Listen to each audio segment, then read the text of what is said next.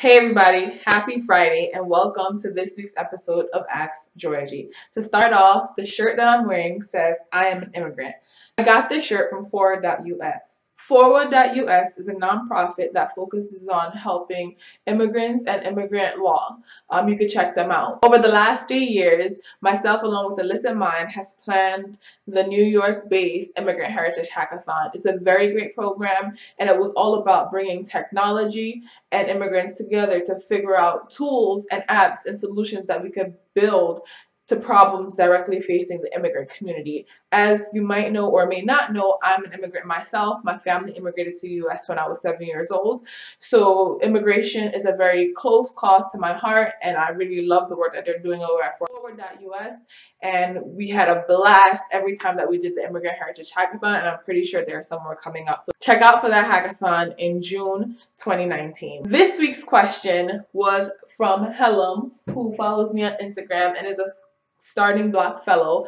StartingBloc is a program that I participated in about 2 years ago that focuses on helping social impact innovators, creatives to figure out their path. And it's a really great leadership program, and it was really, really fun. And I'll also share the link for StartingBloc in the comments. So her question was actually for a friend, right? A friend who's a new mom and is also trying to balance entrepreneurship. So Helen's question for a friend was, how do you balance motherhood and entrepreneurship? So as you can see, I drew like a little graphic here. These are my kids yelling mom, mommy a lot, and this is work. So as you can see, the kids do take up more of that balancing scale, but that's okay, right? I love my little humans, and this is kind of me in the corner hiding and asking for help. Don't tell them where I'm at. So it's never easy balancing anything with motherhood, whether it's, your hobbies, entrepreneurship, your career. It's really a balancing act. And I don't want to think of it as balance. In the past, I used to think of it, oh, I have to balance it, has to be equal.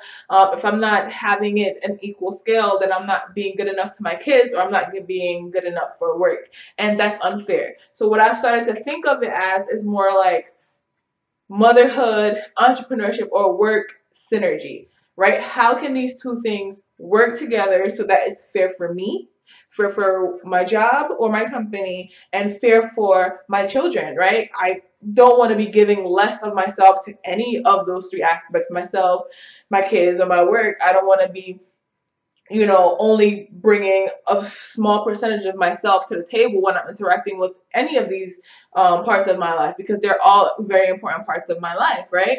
So the way you balance it is, one, asking for help. So even though like my little emoji right here, or cartoon, is screaming help, it's important to ask for help, right? A lot of times we have this stereotype, oh, you're supposed to be strong enough to handle it, especially when it comes to women, and Black and Latino women even more so. It's looked at as we are really strong and we're supposed to be able to handle everything as single moms, as workers, as students. Like, we're supposed to just be able to have the world thrown at our shoulders and be able to handle it all by ourselves, and that is completely not fair, right? I grew up in a single mom household, and I was a single mom for the first few years of motherhood, and it was just unfair, the fact that the majority of the responsibilities when it came to the kids, and well, at that time it was just one, when it came to my son, was just on my shoulders, it doesn't make any sense. Ask for help, right? It takes a village. We hear this saying all the time, but it is so true. You cannot do it all by yourself, even if you might want to. You're being unfair to yourself, your kids, your work, everything, everyone around you, if you're not asking for help, right? And your friends and family that are around you should be also offering to help you. I know I had tremendous help from various family members, various friends when I was a single mom, and my mom, when she was a single mom, she had lots of help. We were surrounded by family, we were surrounded by good friends, and that help made it a little bit easier for her to have more time to herself to do little things that she needed to do, or even big things that she needed to do. And that time for herself is very important and key. So don't feel unfair by wanting, just quiet time or downtime. Like, you didn't create that child alone. You're not the only person working for your company. And even if you are the only person working for your company, asking for help or hiring help is very important, right? So that's the first thing. The next thing is that there's a lot of digital tools out there that can help you maximize the time that you have on your hands, right? So email plugins like Streak, Asana, Trello, Teamwork, different apps, Google Calendar. I live by my calendar. If it's not in my calendar, it does not exist.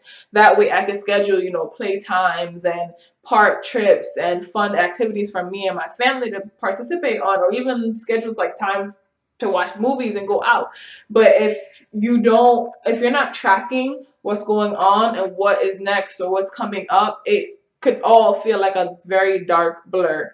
And to just kind of dive deeper into it is to bring your kids with you, right?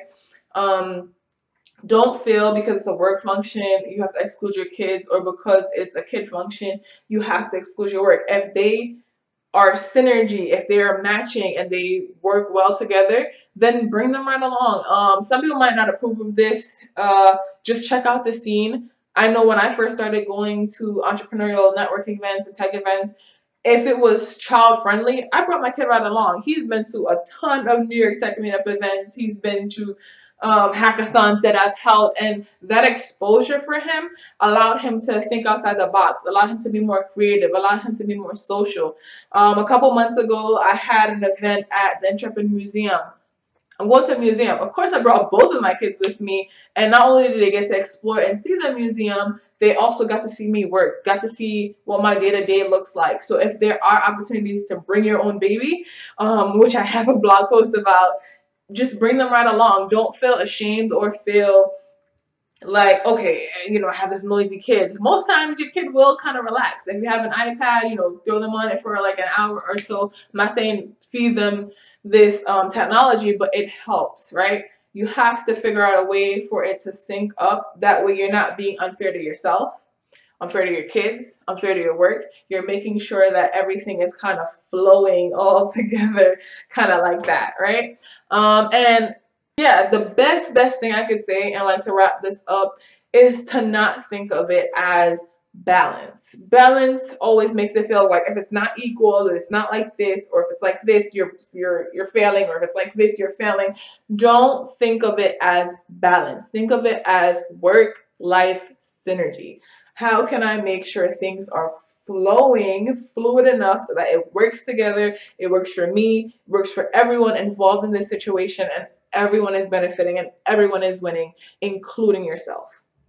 I'm going to say that again, including yourself, because a lot of times, us as women, I am very guilty of this, we drain ourselves pouring into everyone else's cup, pouring into everything else, and we don't take the time out for ourselves. Read that book, watch that show you want to binge watch, eat that bucket of ice cream, go for that jog, go to the spa, do things that you enjoy and make spare time inside of that synergy and fluid schedule for yourself. So that's my answer to how do you balance motherhood and entrepreneurship. You don't balance it, you make synergy. Woo. All right, so that was this week's episode of Ask Georgie. If you have any other questions that you'd like me to answer, again, the link will be in the comment section for you to ask me anything. I'm open to questions, and catch us for next week's question. Remember to like and subscribe to this video, and thank you for watching.